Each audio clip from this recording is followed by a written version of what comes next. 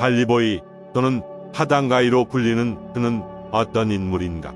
그의 주장에 따르면 그는 세종대 건축 관련 학과에 입학하고 휴학을 했고 이후에 군대에 입대하여 만기 전역을 했다고 한다. 그 후 빌라 단지를 건설하는 곳에서 잡부로 1년 가까이 일을 했고 일하며 모은 돈으로 호주 5호를 떠나기로 결심한 그는 호주로 떠난다.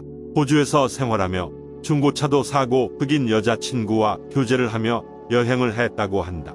여행 기간 끝 무렵에는 자신의 차를 거래하다가 사기를 당했다고 한다. 흑 여친과 헤어지고 호주에서 한국으로 돌아온다. 이때 그는 무슨 일을 해야 할지 고민에 빠진다. 울릉도인지 어딘지 햄버거 가게에 취직을 할지 고민하던 시 그는 돌연 인도네시아로 향한다.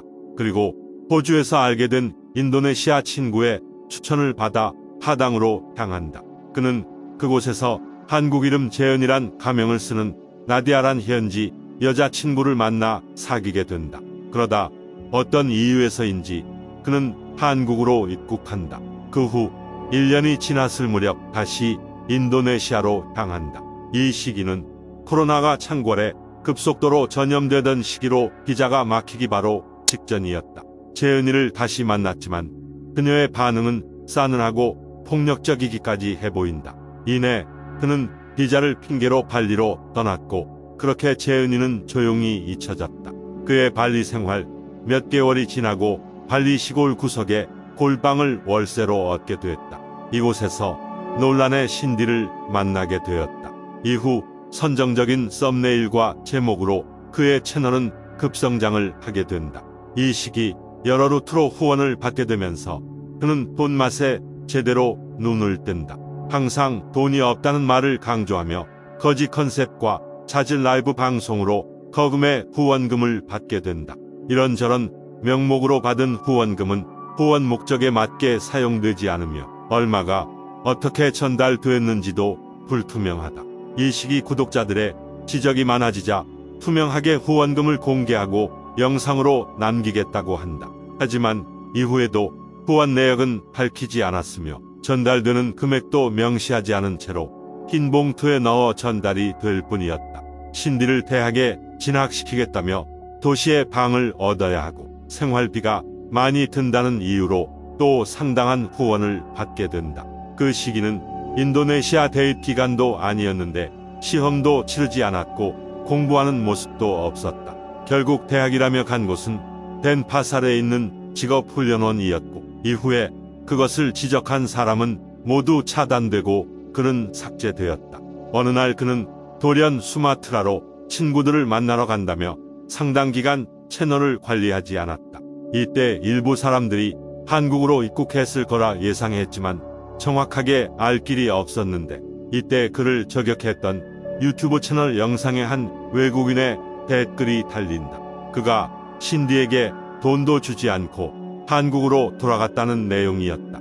소문이 무성해지자 잠수 타던 그는 채널명을 바꾸고 인도네시아로 돌아온다. 그리고 신디와 다시 집을 알아보던 중 월세가 아깝다며 신디의 방에서 동거를 시작하게 된다. 이때 이런저런 비난이 거세지자 반성글을 올리며 의미 없는 잦은 라이브도 하지 않을 것이란 약속을 한다. 지금은 과거에 했던 후원 관련된 모든 라이브 방송과 커뮤니티 글이 삭제 또는 비공개 상태이다. 지울 거면 다 지우지. 라이브 영상 하나와 커뮤니티 글 하나는 꼭 남겨두는데 이유는 대충 짐작이 간다. 신디를 한국으로 데려가야 한다며 비자를 받기 위한 후원금 유도를 시작한다. 그 시기 신디의 허니문 방광염이 발생하는데 그에겐 이 또한 후원금의 좋은 명분이었다. 아니나 다를까 1일 1라이브 시대가 다시 열렸다. 신디의 한국행 그리고 병원비로 꽤 많은 후원금을 받게 된다. 얼마 지나지 않아 한국행 허락을 받기 위해서 말레이시아를 다녀오는 모습을 보여줘야 한다는 이해하기 힘든 말을 한다. 결국 또 말레이시아 가기 전 마지막 날까지 라이브를 하며 후원금을 받고서야 떠난다. 그리고 그곳에서 한 후원자를 만나 경비를 세이브한다. 여행을 갔으나 여행 정보나 영상은 없는 이상한 여행이 되고 웬 현지인과 조인을 시도하는 영상만 남긴다.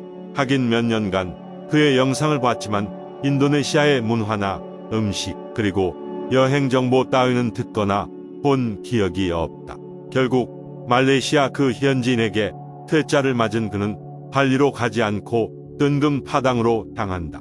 이곳에서 가수 지망생 소피를 만나 100만 유튜버가 되는 꿈을 꿔보지만 쉽지 않은 상황에 직면한다.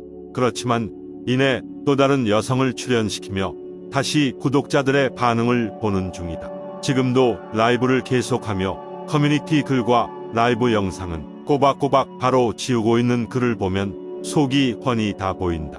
여기까지가 그가 주장했던 것과 그의 채널을 지켜본 것을 토대로 한 이야기이다.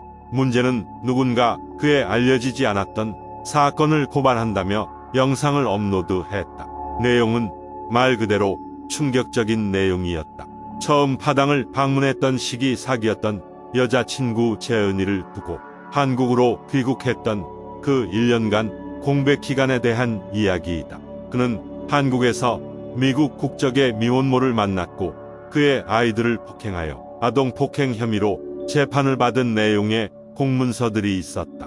서울 출신이라던 그의 법정 거주지는 인천이었고 26살이라던 그는 96년생이었다. 그리고 한국에서 거주하던 그는 미혼모와 동거하며 그녀의 수입으로만 생활을 했다고 한다. 인도네시아로 다시 출국하던 그는 그녀의 카메라를 동의도 없이 가져갔다고 한다.